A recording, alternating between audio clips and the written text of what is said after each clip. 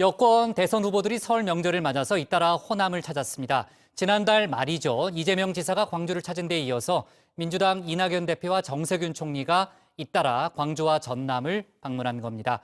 차기 대선 주자 자리를 차지하기 위해서는 여권의 전통적인 집토끼인 호남 민심을 잡아야 한다는 계산이 깔려있다는 분석이 정치권에서 나오고 있는데요.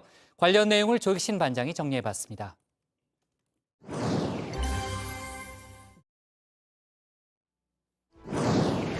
양무호남 시무국가, 호남이 없으면 국가도 없다는 말인데요. 더불어민주당 내에선 이런 버전으로도 통합니다. 양무호남 시무대권. 호남이 없으면 대권도 없다. 민주당에서 대선에 도전하려면 호남 민심의 지지 없이는 어렵다는 이야기입니다. 김대중, 노무현, 문재인, 민주당이 배출한 대통령들 모두 호남의 지지를 얻어 당선이 됐습니다. 특히 노무현 전 대통령은 그 과정이 드라마틱했습니다.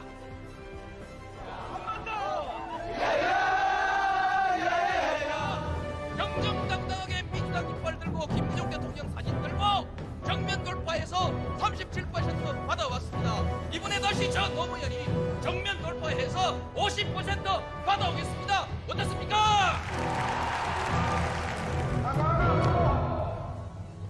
득표수 230표 이은재 후보 득표수 499표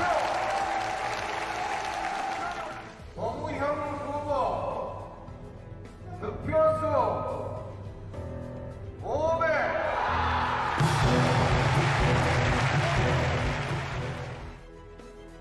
광주의 기적이라고 부르곤 하죠.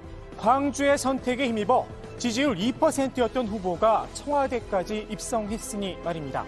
여권 잠룡들, 이제 대선 레이스가 눈앞입니다. 오늘 6월에서 7월 예비 경선을 치르고 8월 중순부턴 순회 경선에 돌입하게 됩니다. 대선 경선을 앞둔 마지막 민중의 대명절, 설을 그냥 보낼 순 없겠죠.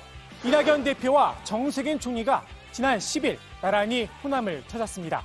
이 대표는 1박 2일 일정으로 전남 나주의 한전공대 부지 등을 방문했습니다. 같은 것이와 그 주변에서 이루어진다는 것, 우리 남도 사람들로서는 설레는 일이 아닐 수가 없습니다. 한국기원 우리 남도란 표현이 눈에 쏙 들어옵니다.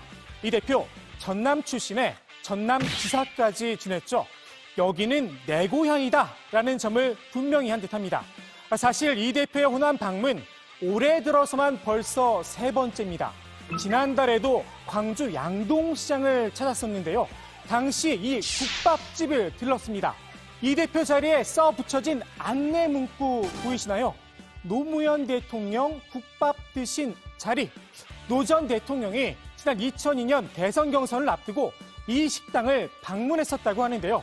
국밥 한 그릇을 뚝딱 해치웠던 바로 그 자리라고 합니다.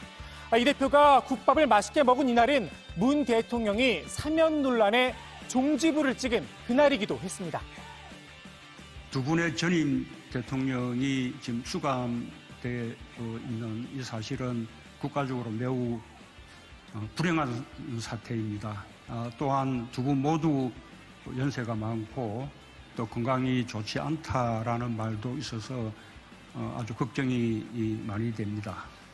그래도 지금은 사면을 말할 때가 아니다라는 생각입니다. 이 사면론 때문에 이 대표가 곤욕을 치렀었죠. 대선 주자 지지율도 크게 꺾였었는데요. 우리 남도의 영향일까요? 광주 전남에선 이 대표가 여전히 지지율 1위를 유지하고 있습니다. 지지율 1.2%, 정세균 총리도 바쁜 광주 일정을 소화했습니다. 정 총리도 광주 양동시장에 들렀는데요. 노무현 국밥집 앞도 지나쳤다고 합니다. 식당 주인이 국밥 먹고 가시라 이야기를 했지만 오늘은 못 먹고 갑니다. 사양을 했다고 하는데요.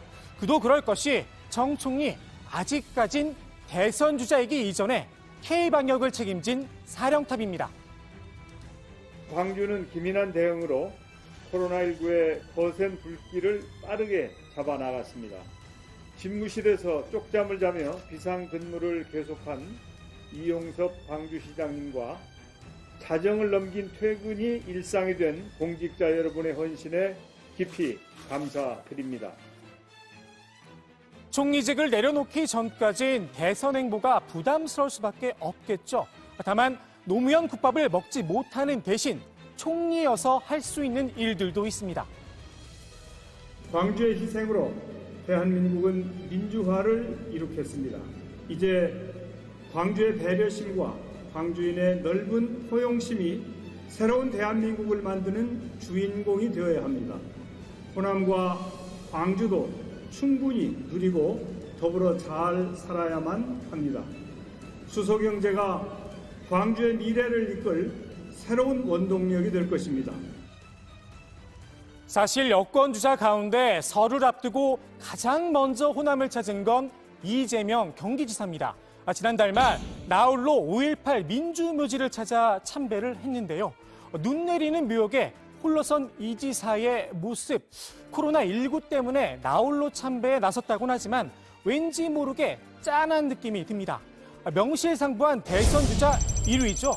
이번 설 연휴 기간에 발표된 여론조사에서도 오차 범위 밖에서 선두를 유지했습니다. 일부에선 광주에서 보여준 이 지사의 유독 짠한 모습이 고도의 정치적 연출 아니냐 이런 이야기도 나옵니다. 비록 지지율은 1위지만 당내에선 여전히 비주류죠. 비호남의 비문입니다. 최근엔 스스로를 향소 부국민에 비유하기도 했었는데요. 심지어 탈당설까지 불거져 내 사전엔 탈당은 없다. 직접 진화에 나서기도 했습니다. 그런데 말입니다. 주류에 핍박받는 유력 대선 주자 묘하게 이분과 겹칩니다. 노무현의 눈물 한 방울이 대한민국을 바꿉니다.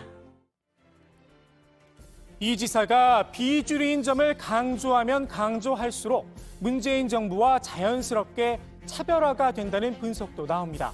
다만 이 지사가 그냥 비주류는 아닙니다. 정치적 위상이 예전과 달라진 건 분명합니다. 지난 2018년엔 실제로 당에서 쫓겨날 위기에 몰렸었죠. 당시엔 야당에서 걱정을 해줄 정도였습니다.